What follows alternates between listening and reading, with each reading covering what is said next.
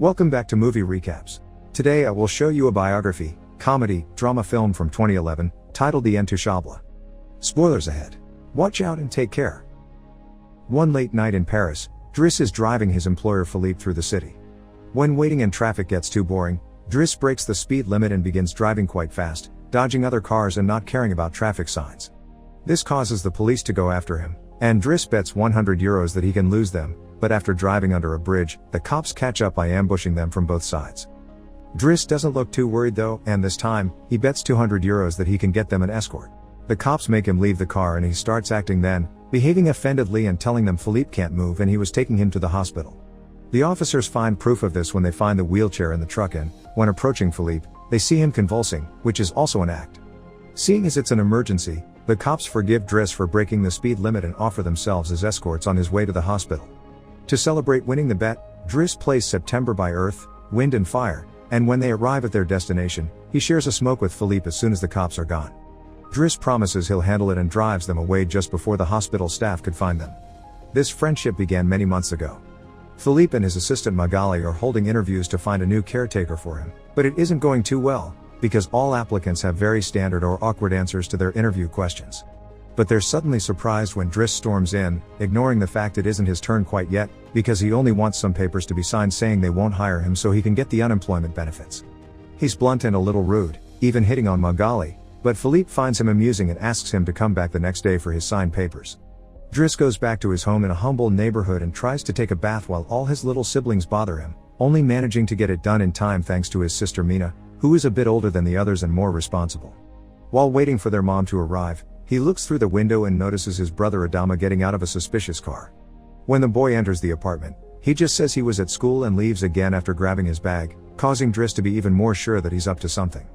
In the evening, his mom arrives, and he gives him a Fabergé egg he stole and tells her he's been away on vacation when she asks. She isn't happy to see him though, because he disappeared for 6 months and never called, and now he's shown up out of nowhere as if her home was a hotel. As she's absolutely done with all his lies and she has other children she has to take care of, she kicks him out and tells him not to come back. Driss spends the night having a smoke and some snacks with some neighborhood friends. The next day, Driss goes back to Philippe's house for his papers, and he's received by the housekeeper Yvonne, who shows him around the place and tells him about Philippe's daily routine. She also shows him the room he would get for himself with his very own bathroom. Driss can't help staring at the bathtub before he's dragged to see Philippe, who offers the signed sheet of paper but also a job opportunity. Driss accepts the 1-month trial, and Philippe tells him he bets he won't last 2 weeks. After bringing his things to his room, Driss is taught how to take care of Philippe. He must learn how to keep his legs stimulated, how to put him in the wheelchair, how to help him shower and change his clothes. Things get awkward when Driss discovers he must put on him some high stockings and even clean his butt after Philippe uses the bathroom, but no matter how much he complains and says he won't do those chores, he ends up accepting them as part of his job. Later in the evening, while he's enjoying a snack on the roof, he's interrupted by Philippe's daughter Elisa and her boyfriend Bastien, who are looking for a private place to make out, and he kicks them both out after refusing to share his beer. Driss quickly gets used to the daily routine with Philippe, even if at first he does make some mistakes he learns from, like handing the phone to Philippe instead of putting it on his ear or forgetting the baby monitor while having a bath. He also learns to organize his mail in different folders, most of the letters he opens for Philippe, but there's a series of private ones he isn't allowed to look at. When he finds a flyer promoting female escorts, he decides to start a file just for those instead of throwing them in the trash as Philippe says. It's not all work in this new life though. Driss still makes sure to have a good time. He keeps trying to hit on Magali to no avail, and sometimes calls escorts to join him in bed. One morning, after Yvonne comes to his room to scold him for being late, she finds some dangerous weapons in his bag, but she doesn't comment on them yet. Driss' work today is to drive Philippe around, but he refuses to put him in the back of a van as if he was cargo, so instead, he takes him on one of the fancy cars that don't see much use. Philippe, who first thinks this isn't suitable and says they should be pragmatic, is soon getting excited at the idea of a faster, less boring ride, although Yvonne still disapproves. When they try to leave the building, there's a neighbor parked at their entrance, ignoring the sign on the door that says it's forbidden. Driss wastes no time and goes after the guy, grabbing him by the front of his shirt and threatening him until he moves the car. Philippe is impressed by his actions, but Yvonne, once again, disapproves. The pair goes to a museum, where Philippe is planning to buy a piece of artwork that Driss considers not worth the money because it's just a red blotch on the canvas. Afterward, Philippe meets with a relative of his, who tells him everyone is worried about Driss since he can be violent. He's also discovered he has a criminal record, but Philippe doesn't care. he appreciates Driss because he doesn't pity him and doesn't mind joking around with him. After another failed attempt at hitting on Magali, Driss has dinner with Yvonne in the kitchen while listening to Philippe dictate a letter to Magali. Claiming it's a private conversation, Yvonne turns off the baby monitor and proceeds to explain what's going on. Philippe is pen pals with a woman called Eleanor. Those are the letters he didn't let Driss open. But he's never met Eleanor in person. Their relationship is purely epistolary. Speaking of love, Driss teases Yvonne for the looks the gardener gives her all the time before going to bed. He's trying to sleep when he hears some weird sounds coming from the baby monitor. Philippe is having trouble breathing. Not being capable to ignore him even if he tries, Driss goes to his room and gently guides him through the attack with soothing words and a wet cloth to wipe his face. Philippe eventually falls asleep, only to wake up again moments later, saying he needs air. This time Driss doesn't hesitate. He puts Philippe on the wheelchair, covers him with blankets, and takes him out for a stroll by the river. This is the first time Philippe has seen Paris at night in a long time, and now he's more relaxed. He explains to Driss that the medicine can only do so much and he sometimes experiences phantom pain. When they see some girls walking by, Philippe also confesses he isn't capable of pleasuring a woman because of his situation, but he still can enjoy some satisfaction when he gets his ears massaged because they are sensitive zones. When the phantom pain threatens to appear again, Driss shares one of his joints with Philippe, who is skeptical at first but ends up loving it. Afterward, they go to a restaurant, where they joke around while sharing a meal, and Philippe decides to share more of his story. He met his wife when they were students, and shortly after they got married, she had 5 miscarriages and was diagnosed with an incurable, terminal illness. That's when they adopted Elisa. Philippe has always loved competitions, extreme sports, and speed, and a paraglider gave him that. It was during a paragliding session that bad weather caused him to crash and break his vertebrae, although he still thinks his real handicap isn't the chair but living without his wife. After joking around some more, Philippe remembers the date and realizes Driss has passed his 1-month trial, so he's now officially hired. But he needs to start by bringing back the Fabergé egg he stole because it was a gift from his wife. She would give him one every year, and he has exactly 25, matching their time together. The next day, Driss goes to talk to Mina when she's leaving school, who is a bit offended because he hasn't been answering her messages except to ask her to look for the egg. She also tells him about some cops that have been calling their home. Afterward, he visits Adama, who confesses he was found with 30 grams on him. Driss wants to take him to lunch, but Adama refuses and instead gets in the same suspicious car from before. Later on, Driss is allowed to be present while Philippe dictates his letter for Eleanor to Magali.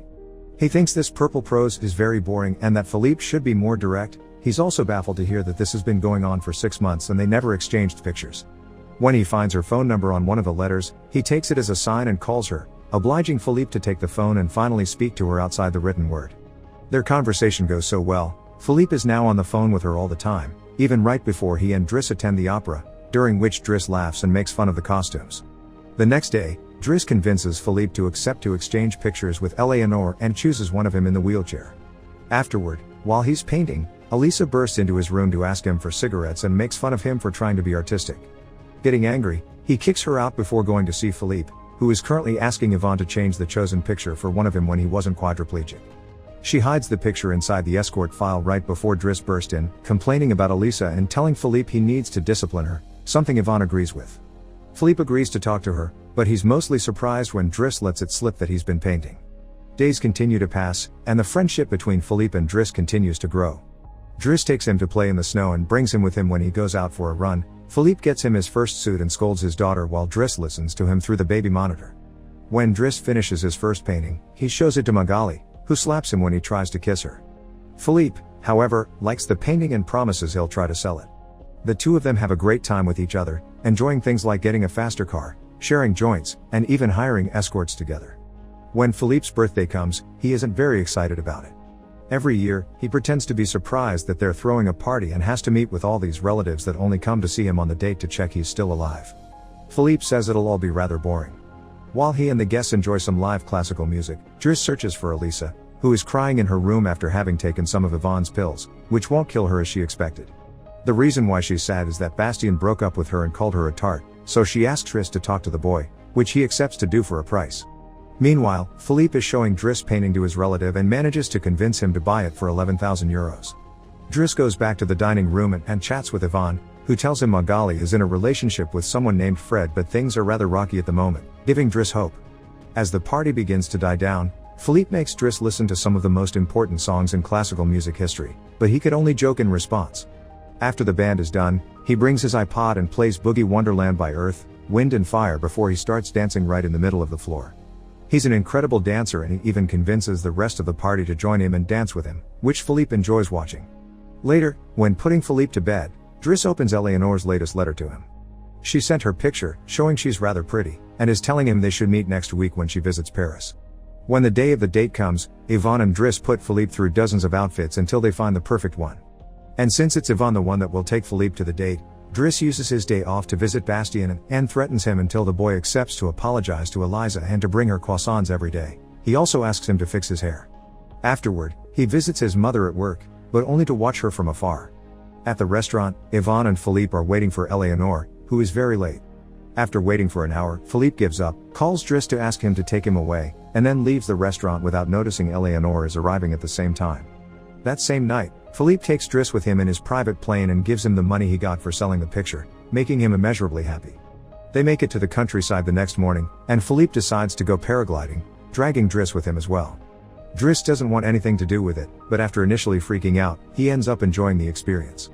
When they return home, Adama is there waiting for Driss and gets scolded when he sees the scars on his face. Adama will still not tell Driss what's happening in his life though, so Driss makes him wait in his room while he calls Mina to tell her not to worry and goes to put Philippe to bed. Philippe, however, isn't sleepy yet. After making Driss look at a painting with him, he asks him about his family, which Driss at first doesn't want to talk about but eventually gives in. It turns out Adama technically isn't his brother and his parents aren't actually his parents, they're his aunt and uncle. They fetched him from Senegal when he was 8 because they couldn't have kids, and his real name is Bakari Bassari, but because other kids had that name, they called him Idris, and that became Driss. One day, his aunt miraculously was able to conceive, and after his uncle died, there were other men and more kids as well. In the same way Driss had talked to him about Elisa, Philippe points out that Adama needs discipline, so he fires Driss so he can be there with his family because he can't spend his whole life taking care of an old man. The next morning, after Bastien has brought his daily croissant while wearing a better hairdo, Driss packs his bags and gets ready to go. Magali comes to say her goodbyes, and when Driss tries to hit on her one last time, Magali introduces him to his significant other Fred, which is short for Frédéric. Turns out Magali isn't interested in men, and Driss gives up on the spot. On his way out of the house, he gives the baby monitor back to Yvonne and teases her for having lied to him about Magali just to mess with him. In return, she gives him the escort file he had started, and he's disappointed to find the picture he had chosen is hidden there. Driss throws away the file, but he keeps the photo for himself. Once outside, he finds a car once again blocking the entrance, so he asks him to move away even if he doesn't work there anymore. When Adama calls him out for it, Driss says it's a matter of principle.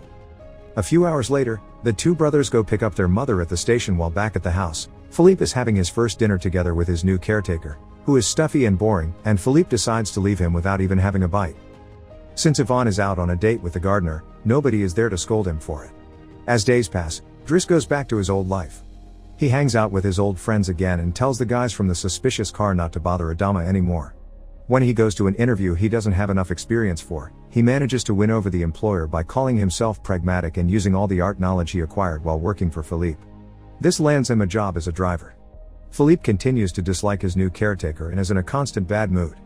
One night, he refuses anyone in the house to help him with his phantom pain, so Yvonne calls Driss and asks him to come over. That's how they find themselves in the situation from the beginning, with the cops chasing after them first and escorting them to the hospital later. After that little adventure, Driss drives Philippe to the coast, and the sight of the sea helps Philippe calm down. Sometime later, Driss takes care of Philippe's overgrown beard before taking him to a restaurant for lunch, but he doesn't stay, because someone else will be making Philippe company today.